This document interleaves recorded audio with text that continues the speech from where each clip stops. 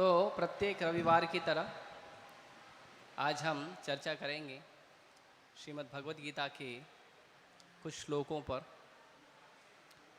श्रील प्रभुपाद जी की बड़ी अनुकंपा है कि हम जैसे जीवों को इतना पवित्र ज्ञान उनके आशीर्वाद से मिल रहा है।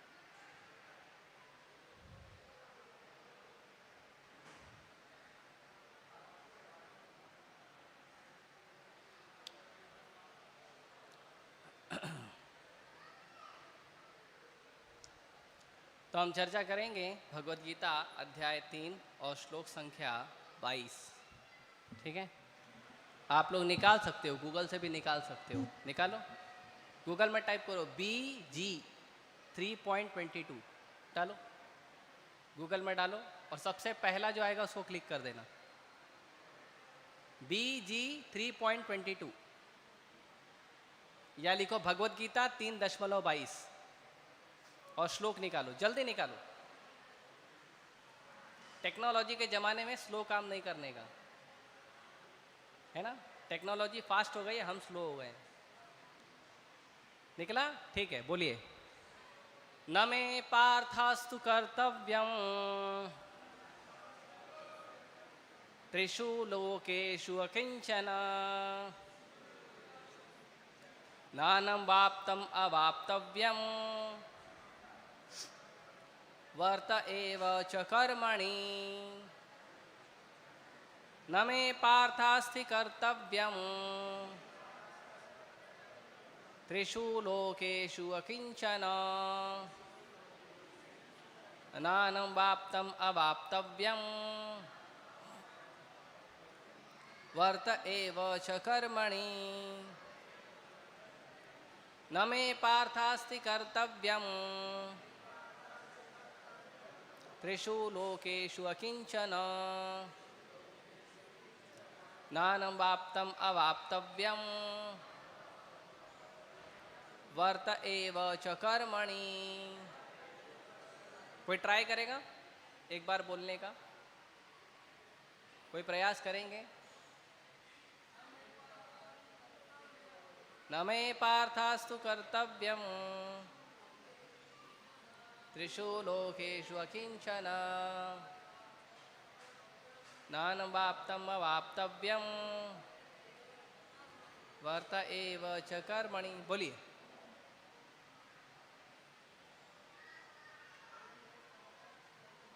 न मे पार्थास्ति कर्तव्यम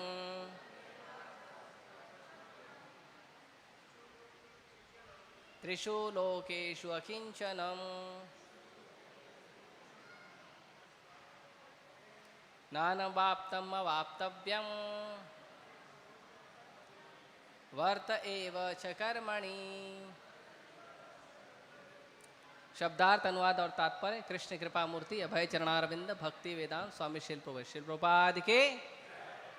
ना, नहीं, मैं, मुझे, पार्थ, हे पृथापुत्र, अस्ति, है, कर्तव्यम, नियत कर्म, त्रिषु, तीनों, लोकेषु, लोकों में, किंचन, कोई भी, न, कुछ नहीं, अनवाप्तव्यम, इच्छित, अवाप्तव्यम, पाने के लिए, वर्ते, लगा रहता हूँ, एवं, निश्चय ही, च, भी, कर्मणि, नियत कर्मों में। हे पृथापुत्र, तीनों लोकों में मेरे लिए कोई भी कर्म नियत नहीं है। न मुझे किसी वस्तु का अभाव है और न आवश्यकता ही है, तो भी मैं नियत कर्म करने में तत्पर रहता हूँ। तात्पर्य, वैदिक साहित्य में श्री भगवान का वर्णन इस प्रकार हुआ है।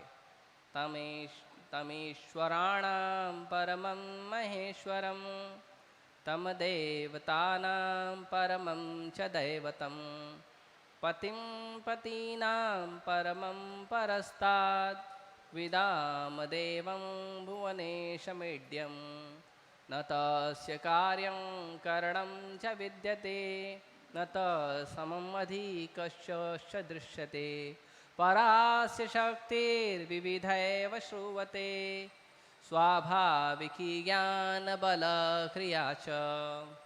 परमेश्वर सब समस्त नियंताओं के नियंता हैं और विभिन्न लोकपालकों में सबसे महान हैं। सभी उनके अधीन हैं। सारे जीवों को परमेश्वर से ही विशिष्ट शक्ति प्राप्त होती है। जीव स्वयं श्रेष्ठ नहीं है। वे सभी देवताओं द्वारा पूज्य हैं और समस्त संचालकों के भी संचालक हैं। अतः वे समस्त भौतिक नेताओं तथा नियंताओं से बढ़कर हैं और सबों द्वारा आराध्य हैं। उनसे बढ़कर कोई नहीं है और वे ही समस्त कारणों के कारण हैं। उनका शारीरिक स्वरूप सामान्य जीव जैसा नहीं है।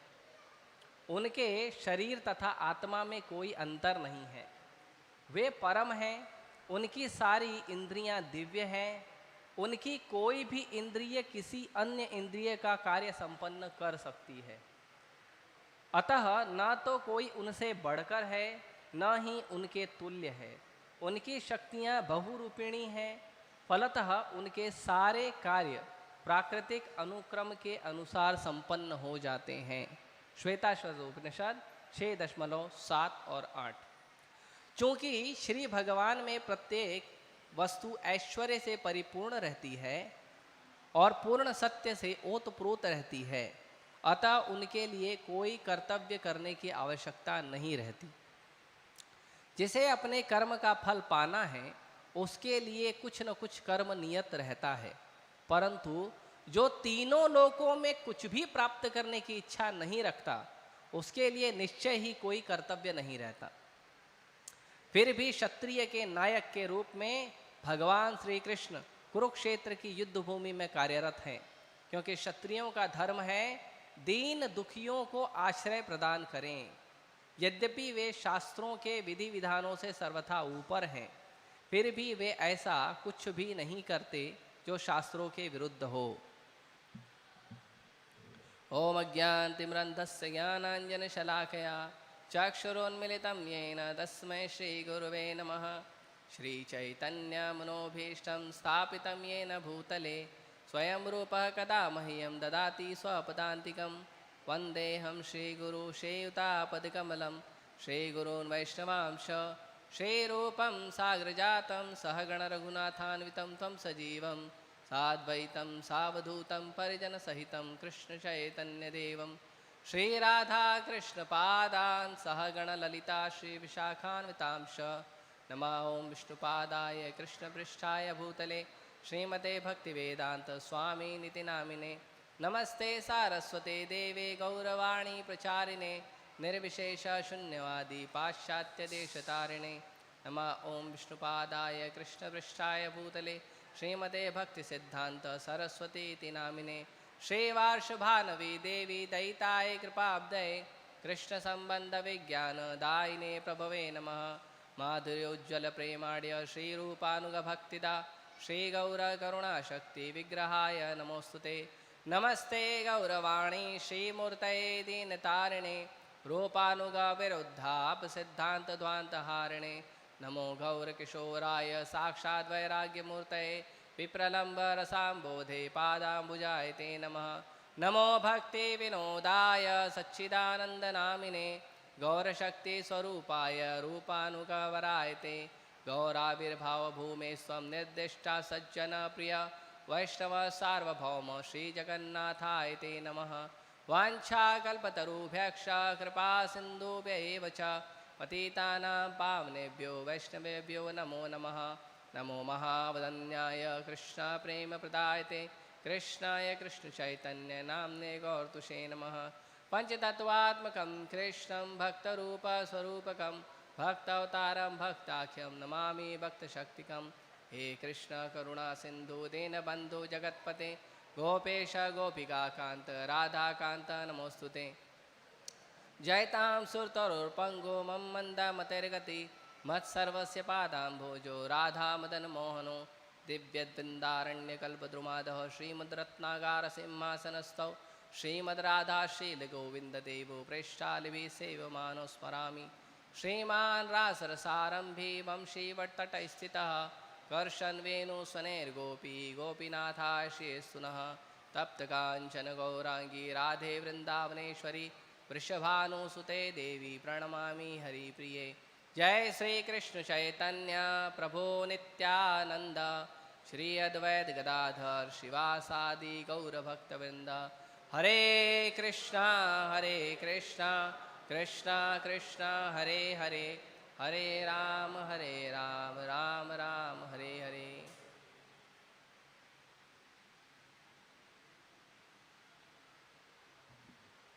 हरे कृष्ण।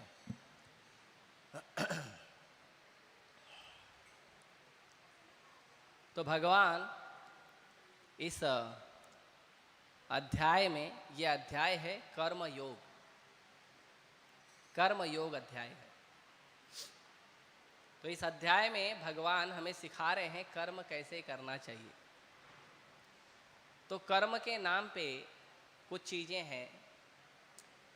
एक है कर्म मीमांसा, कर्म क्यों करते हैं, कर्म कैसे करना चाहिए, क्या करने से क्या मिलेगा, एक ये कर्म मीमांसा।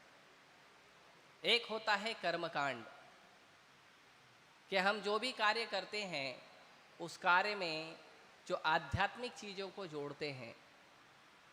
कि हमें कोई कर्म करना है, कोई पूजा पाठ करना है, तो उससे हमें क्या प्राप्त होगा, उसको कहते हैं कर्मकांड।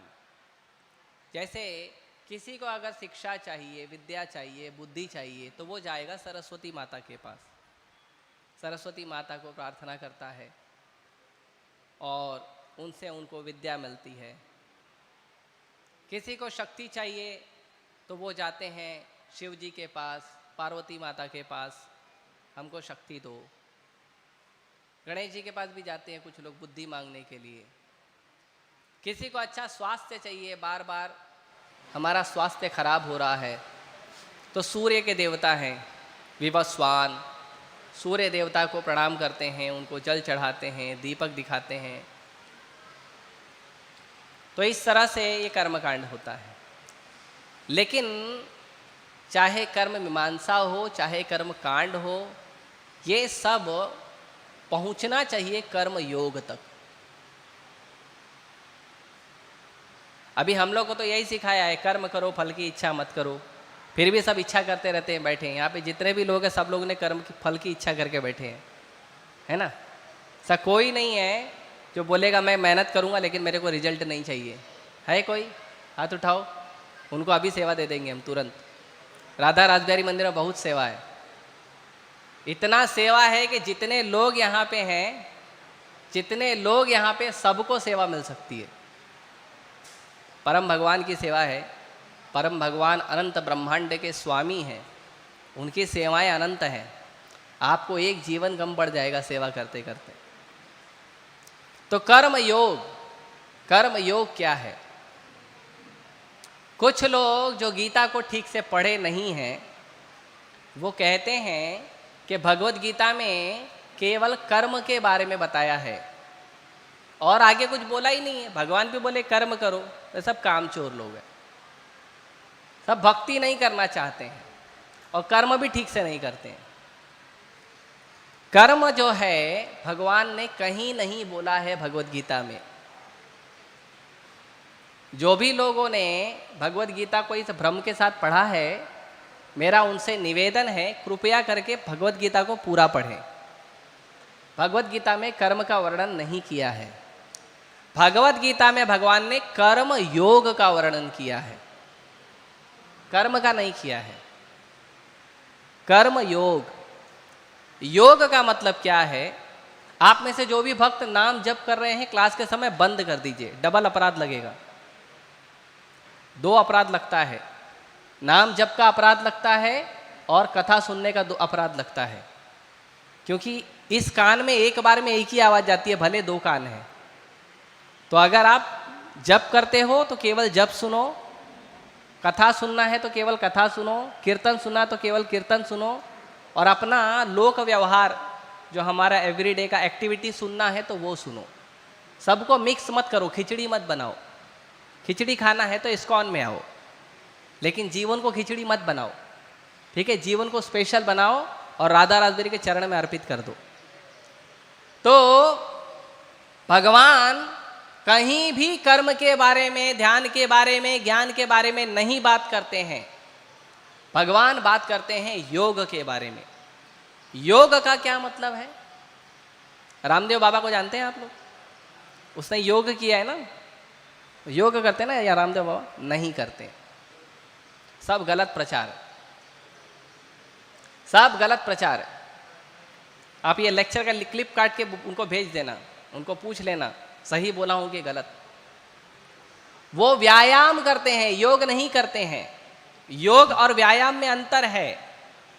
शरीर को पंप करना और उल्टा सीधा करना, हाथ ऊपर करना, पैर ऊपर करना, सिर नीचे करना, ये सब व्यायाम में आता है, ये सब योग में नहीं आता है।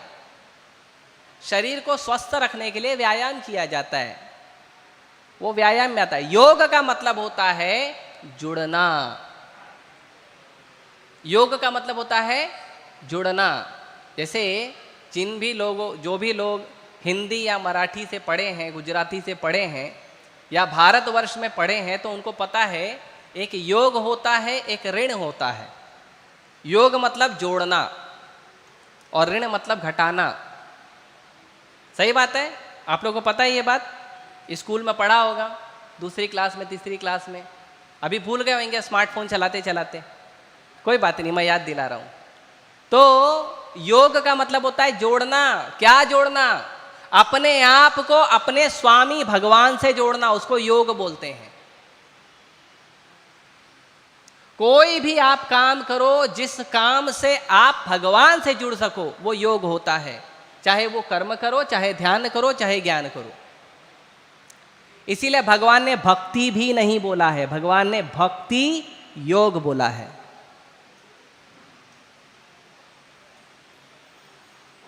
भगवान केवल योग की बात करते हैं। भगवान जब आएंगे धरती पर, तो भगवान को क्या करना है? संसार में लोग कर्म कर रहे हैं पशुओं की तरह, उनसे भगवान का क्या लेना देना है? भगवान का कोई लेना देना नहीं। भगवान आते हैं बुलाने के लिए, कब तक यहां दुखी रहोगे, चलो। और हम बोलते हैं आपने बोला कर्म करने के लिए, हम कर्म करेंगे, कर्म से आपको प्राप्त करेंगे। भगवान बोलते हैं ट्राई करो। फिर हम भगवान का नहीं सुनते तो भगवान अपने भक्तों को भेजते हैं। प्रहलाद महाराज, नारद मुनि, प्रचारक लोग, उनको भेजते हैं, उनका भी नहीं सुनते। फिर ऐसे महान आचार्यों को भेजते हैं जो हमारे बीच में रहकर हमको सिखाते हैं कि कैसे भक्ति करना चाहिए, कैसे योग करना चाहिए। भगवान क्यों आते हैं धरती पे? यदा यदा ही धर्मस्य, उसके लिए वो बाहरी कारण है। वो कारण उन लोगों को बताने के लिए जिन लोगों को बिल्कुल बुद्धि नहीं है, कम बुद्धि है। सही कारण है भगवान धरती पे आते हैं अपने खोए हुए बच्चों को वापस बुलाने के लिए। अपनी लीलाओं से आकर्षित करते हैं, अपने धाम से आकर्षित करते हैं, अपने शब्दों से आकर्षित करते हैं, बोलते हैं आओ मेरे पास, चलो वापस। और हम बोलते हैं इधर अच्छा लग रहा है, इधर बहुत अच्छा लग रहा है, इस्कॉन में खिचड़ी खाएंगे प्रभु जी, घर में जाएंगे, संडे संडे आएंगे, खिचड़ी खाएंगे। ये भी वैकुंठ है। कम से कम आप यहाँ आते हो, उसके लिए आप सभी का हार्दिक आभार है। ये कम से कम आप यहाँ आते हो। आप सभी इतने दिव्य हो कि समाज के लोगों को जब संडे मिलता है तो रेस्टोरेंट में खाना खाने जाते हैं, लेकिन आप यहाँ पे आते हो भगवान का, ठाकुर जी का प्रसाद खाने के लिए। उनको छुट्टी मिलती है तो जाते हैं डांस वांस करने के लिए, नहीं तो जुहू बीच जाते हैं, है ना, टाइम वेस्ट करने के लिए। ऐसे तो टाइम पास बोलते हैं, टाइम पास नहीं होता, टाइम वेस्ट होता है, टाइम फेल हो जाता है उनका। लेकिन आप आते हो भगवान का दर्शन करने, भगवान का कीर्तन करने, भगवान की कथा सुनने, भगवान को प्रणाम करने, भगवान के भक्तों से मिलने आते हो। इसीलिए आप लोग दिव्य हो। क्यों? क्योंकि आप दिव्य कार्य कर रहे हो। तो भगवान कहते हैं कि मुझे कर्म करने की जरूरत नहीं है, कोई जरूरत नहीं है भगवान को कर्म करने की। ये श्लोक में कहते हैं नमय पार्थास्तु कर्तव्यम। पार्थ अर्जुन को कहते हैं, अर्जुन जो है वो पृथा माता कुंती के बेटे हैं। माता कुंती का एक नाम है पृथा। तो भगवान अर्जुन को कहते हैं कि मुझे पूरे तीनों लोकों में कोई काम करने की जरूरत नहीं है। हाँ, आगे कहते हैं कि एक तो जरूरत नहीं, किंचना, बिल्कुल नहीं, किंचित मात्र भी नहीं है। थोड़ा तो करना पड़ता होगा ना। अभी आप धरती पे आए हो, कभी राम बन के कभी श्याम बन के आए हो, तो कुछ तो करना पड़ेगा ना मनुष्य। कुछ लोग बोलते हैं कर्म के बारे में क्या कहें, अरे भगवान को भी धरती पे आके कर्म करना पड़ता है। भगवान को पड़ता नहीं है, भगवान खुशी से करते हैं अपने बच्चों के लिए। पड़ता मजबूरी शब्द है, भगवान मजबूर नहीं है, उनकी क्या मजबूरी है। यहां पे श्लोक में बोलते हैं मुझे कोई जरूरत नहीं है कर्म करने की। क्यों कर्म करते हैं? क्योंकि कुछ चाहिए, पैसा चाहिए तो जॉब करते हैं, पढ़ाई चाहिए तो स्कूल जाते हैं, वो भी कर्म है, मेहनत है, तपस्या है ना। तो कुछ ना कुछ प्राप्त करने के लिए कर्म करते हैं। तो भगवान बोलते हैं मुझे कर्म करने की जरूरत नहीं है, लेकिन भगवान ये भी बताते हैं कि मुझे कुछ चाहिए भी नहीं। कहते हैं न अनवाप्तव्यम अवाप्तव्यम, कि भगवान कहते हैं कि मेरी किसी चीज को प्राप्त करने की इच्छा ही नहीं है। अवाप्तव्यम मतलब प्राप्त करना, और अनअवाप्तव्यम मतलब इच्छा। किसी चीज को प्राप्त करने की मेरी इच्छा ही नहीं है। क्यों? भगवान आत्माराम है, भगवान स्वयं में रमण करते हैं। हम भगवान को प्राप्त करते हैं तो हमें आनंद मिलता है, लेकिन भगवान को कुछ प्राप्त करने की जरूरत नहीं है। क्यों? क्योंकि भगवान स्वयं में आत्माराम है। हमें क्यों प्राप्त करने की जरूरत है? हमें पैसा चाहिए, पढ़ाई चाहिए, नाम चाहिए, बल चाहिए, सुंदरता चाहिए। क्यों? क्योंकि हम खुश होना चाहते हैं, आनंदित होना चाहते हैं, इसीलिए चाहिए ना। कोई व्यक्ति सुंदर होता है, उसको आप बोल दो अरे आप तो बड़े सुंदर हो, खुश हो जाता है। कोई बलशाली है, उसको बोलो क्या पावर है आपका, खुश हो जाता है। किसी के पास पैसा है तो आप बोलो बड़े धनवान हो, खुश हो जाता है। तो प्रसन्न होने के लिए, आनंदमय होने के लिए लोगों को ऐश्वर्यों की आवश्यकता है। भगवान कृष्ण जो षड ऐश्वर्य के स्वामी हैं, जो सृष्टि का सारा ऐश्वर्य भगवान से निकला है, उनको कुछ करने की जरूरत नहीं है। क्यों? उनको आनंद नहीं चाहिए, क्योंकि भगवान आनंद घन है, भगवान आनंद के सागर हैं। उनके अंदर ही इतना आनंद है कि उनको बाहर से आनंद की जरूरत नहीं है। हमें आनंद लेने के लिए बाहरी वस्तुओं का सहारा लेना पड़ता है। भगवान को आनंद लेने के लिए बाहरी वस्तुओं का सहारा नहीं लेना पड़ता है, वो स्वयं में आनंदित रहते हैं। और जो भगवान से जुड़ता है वो भी आनंदित हो जाता है। भगवान स्वयं में आनंदित रहते हैं, और इसीलिए भगवान कोई कर्म भी करते हैं तो कोई बहुत मेहनत करना नहीं पड़ता है भगवान को कर्म करने के लिए। जैसे हिरण्यकशिपु का भगवान ने वध किया, नरसिम्हदेव। जानते हैं आप लोग नरसिम्हदेव को? नहीं जानते तो पीछे देखो, नरसिम्हदेव सामने है भगवान। तो नरसिम्हदेव ने जो हिरण्यकशिपु को मारा था, वो हिरण्यकशिपु का शरीर कितना पावरफुल था पता है आपको? हिरण्यकशिपु के शरीर पर अगर वज्र मारा जाता था, वज्र मतलब अगर वज्र मार दिया तो एक आध पहाड़ चूर चूर हो जाएगा, पाउडर हो जाएगा। वज्र इतना पावरफुल होता है। और जनरली आप देखेंगे वज्रों के बारे में बहुत सुना होगा आपने, रामायण में, महाभारत में वज्र मारना। तो हिरण्यकशिपु के ऊपर जब कोई वज्र मारता था तो हिरण्यकशिपु का शरीर तो छोड़ो, उसकी चमड़ी पे भी खरोच नहीं आता था।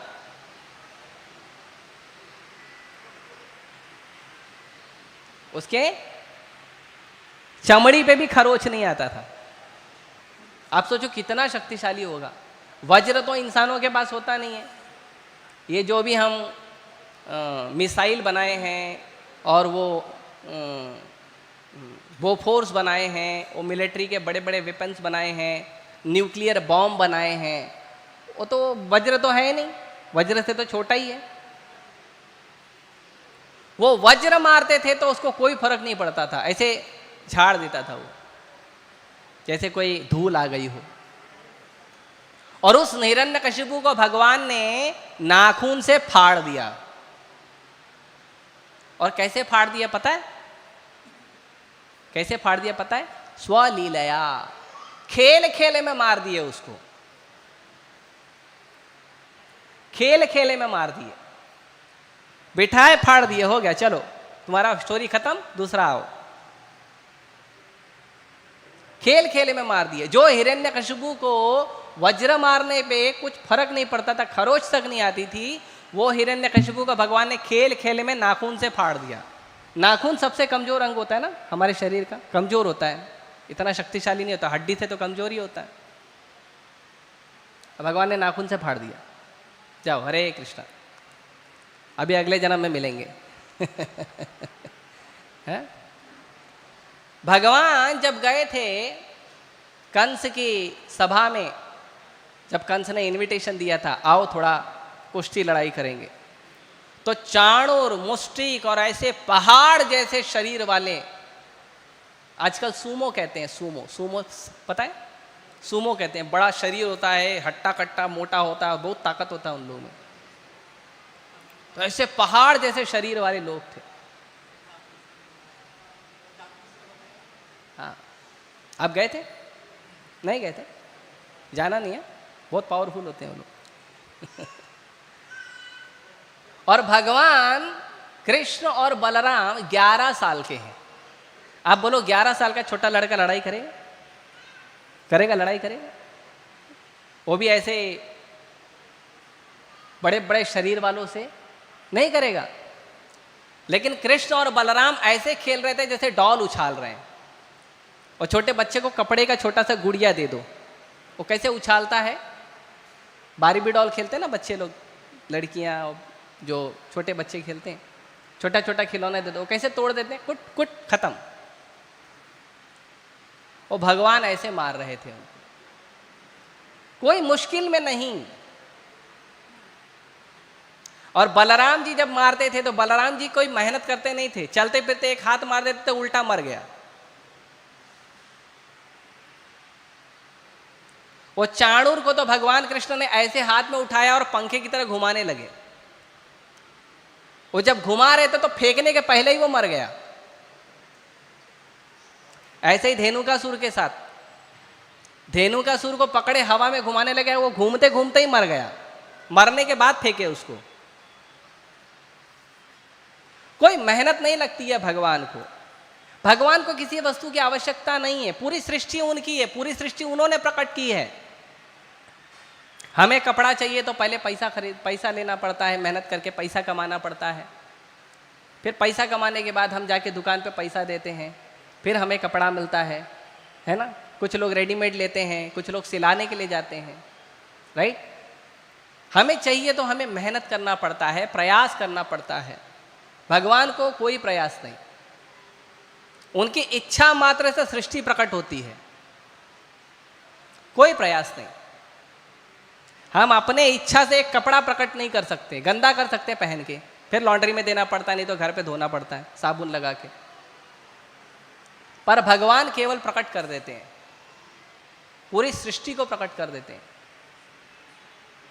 तो भगवान को कोई मेहनत नहीं लगता है, कोई मेहनत नहीं है भगवान को कि उन्हें कोई कार्य करने के लिए कोई बहुत मेहनत करना पड़ेगा। बस लीला, इसके लिए लीला कहते हैं भगवान को। कृष्ण लीला, राम लीला, महाप्रभु की लीला। लीला क्यों कहते हैं? लीला मतलब खेल खेल में। जैसे बच्चे लोग ड्रामा खेलते हैं ना, ड्रामा खेलते हैं, ऐसे बस भगवान आते हैं, खेलने लग जाते हैं, तुम मेरा पापा बनना, तुम मेरा मम्मी बनना, तुम मेरा फ्रेंड बनना, तुम ये बनना, तुम ये बनना, ठीक है चलो चलो धरती पे। और धरती पे जाएंगे, खेल कूद के आ जाएंगे। गोवर्धन पर्वत भगवान ने उठाया था। जब भगवान ने उठाया था उस समय उसका जो रेडियस था, व्यास था, वो 44 किलोमीटर था। अभी भी हमको गोवर्धन परिक्रमा करना होता है, लगभग 23-24 किलोमीटर है। तो अगर फास्ट चलेंगे तो 6 घंटे में होता है, स्लो चलेंगे तो 8 घंटे में होता है, और धीरे धीरे चलेंगे तो 12-13 घंटा भी लग जाता है कम होने के बाद। और वो गोवर्धन पर्वत को भगवान ने बाएं हाथ के छोटी उंगली पे उठाया। और कैसे उठाया? जैसे वो हवा में तैर रहा है।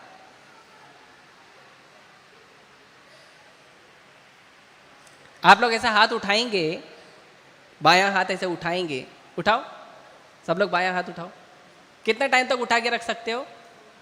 1 घंटा, 2 घंटा, 5 घंटा, 10 घंटा?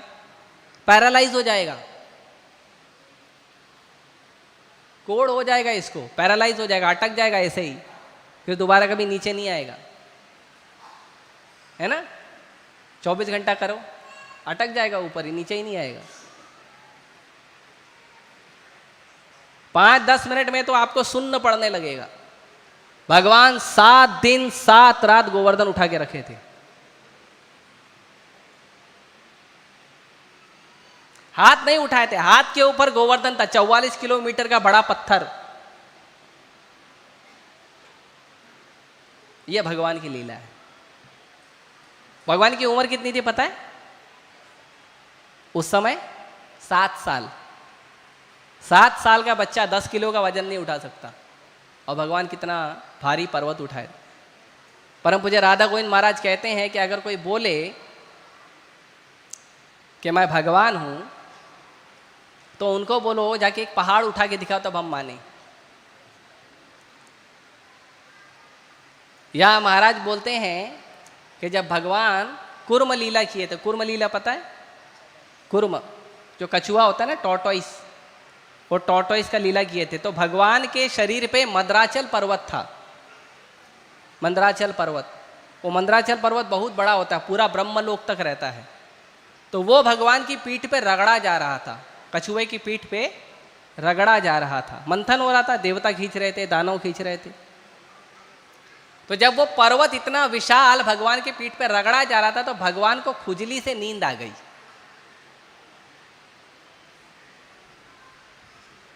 तो महाराज बोलते अगर कोई बोलता है मैं भगवान हूं, तो 2-4 टन का पत्थर उसके ऊपर रखो और थोड़ा सा रगड़ो, अगर उसको नींद आ गई तो वो भगवान है।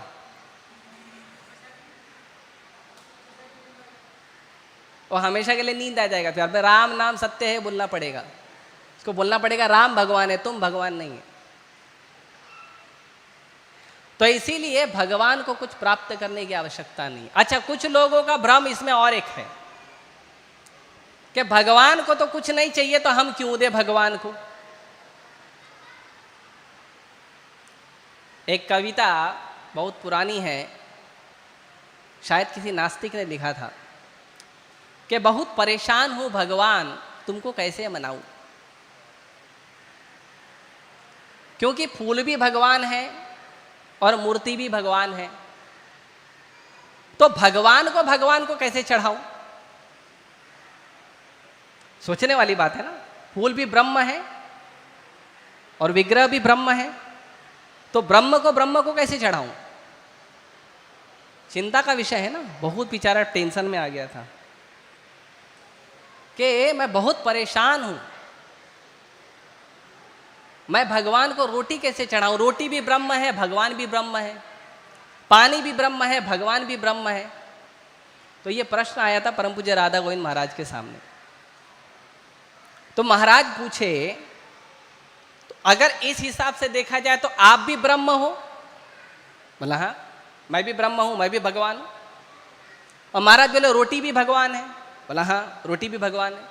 तो भगवान बोले, महाराज पूछे उस समय खाते समय ध्यान नहीं आता है, भगवान को कैसे खाएगा।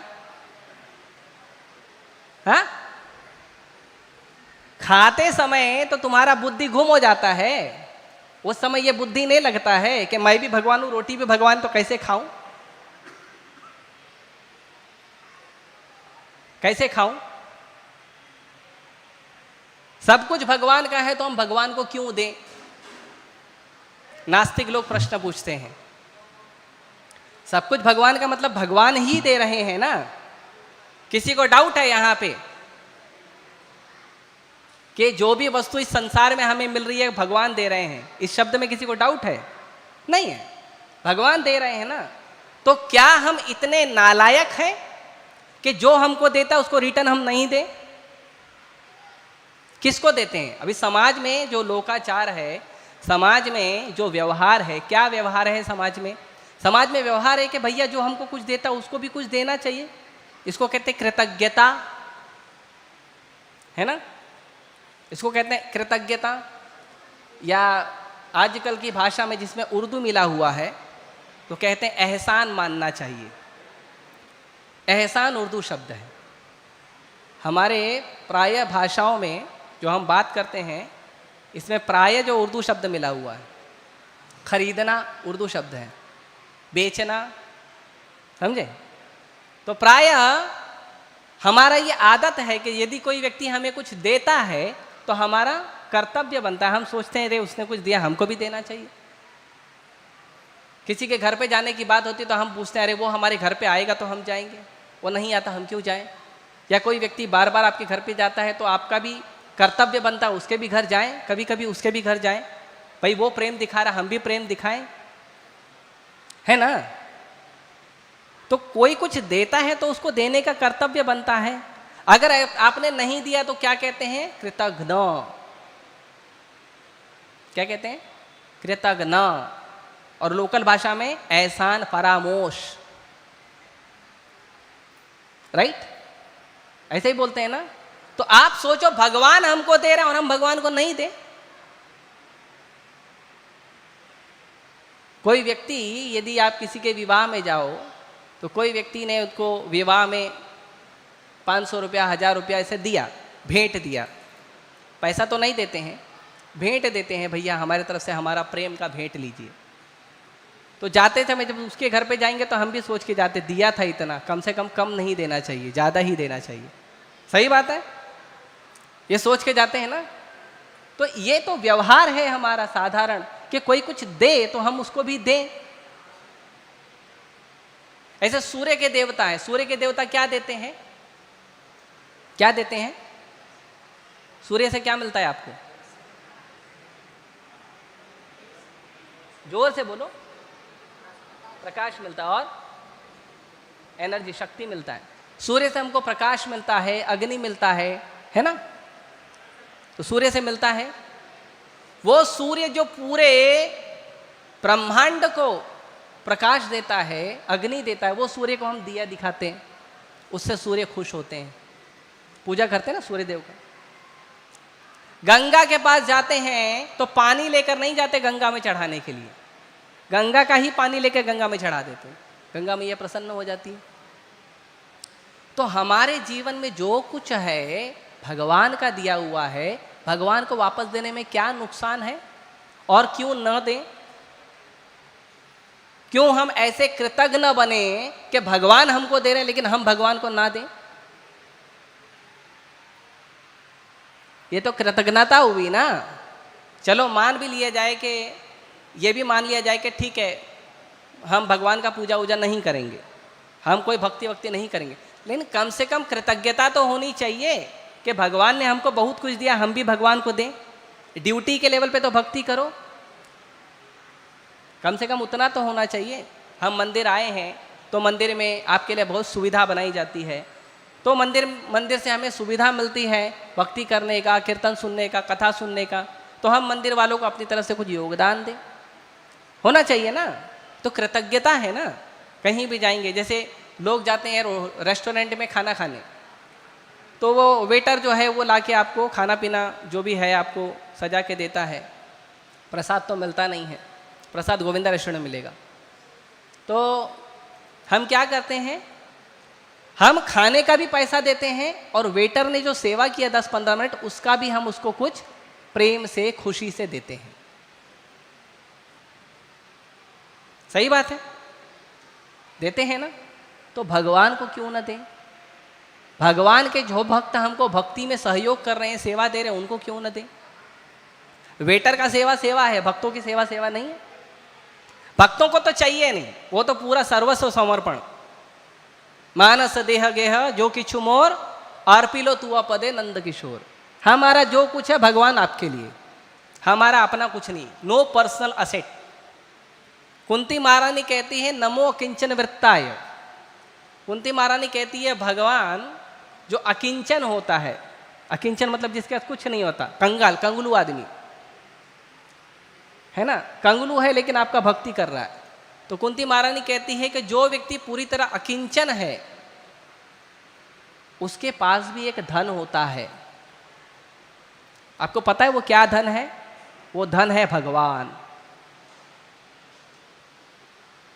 अकिंचन के वृत्त हैं, अकिंचन का धन भगवान है। तो ऐसा नहीं समझना चाहिए कोई भक्त है गरीब है, उसको खाने पीने को कम है, कपड़ा वपड़ा पहनने को नहीं है, तो अरे देखो कैसा गरीब भक्त है, उसका धन भगवान है। तो ये एक हो गया। दूसरा, अगर हम ये मान लें कि जो हमको देता है हम उसको क्यों दें, हम उसको क्यों, हम उसके पास तो है, हम उसको नहीं देंगे, तो हम दूसरों को देंगे। हो गया 5 मिनट। तो हम ये सोचते हैं कि उसको हम नहीं देना चाहिए, तो किसको देना चाहिए? जिसके पास नहीं है, राइट? ये सोचते हैं। तो अपने बच्चे को क्यों देते हो? दूसरे बच्चे को दो। अपने बच्चे के लिए तो सारा सुविधा आपने घर में करके रखा है, दूसरे बच्चों को दो ना, जिसके पास नहीं है। क्यों अपने बच्चों को देते हो? क्यों अपनी पत्नी को देते हो? क्यों अपनी माँ को देते हो? क्योंकि प्रेम है, प्रेम है। तो भगवान से हमारा प्रेम है, इसीलिए हम भगवान को देते हैं। इसीलिए भगवान को कोई आवश्यकता नहीं है, लेकिन हमें भगवान को देना चाहिए क्योंकि हमारा प्रेम है, क्योंकि हमारी कृतज्ञता है। और भगवान से संबंध बनाओगे तो दुनिया का दुख भूल जाओगे। ठीक है, तो मैं यहीं रोकता हूं क्योंकि मुझे वार्निंग आ गई है। किसी का कोई प्रश्न है तो अभी नहीं पूछिए, मैं व्यासासन से उतर जाता हूं। जिनको प्रश्न पूछना है पर्सनली आके पूछ सकते हैं। ठीक है, धन्यवाद। हरे कृष्णा कृष्णा कृष्णा हरे हरे, हरे राम राम राम हरे हरे। भगवद्वाणी भगवद गीता के, श्रील प्रभुपाद के। हरे कृष्णा।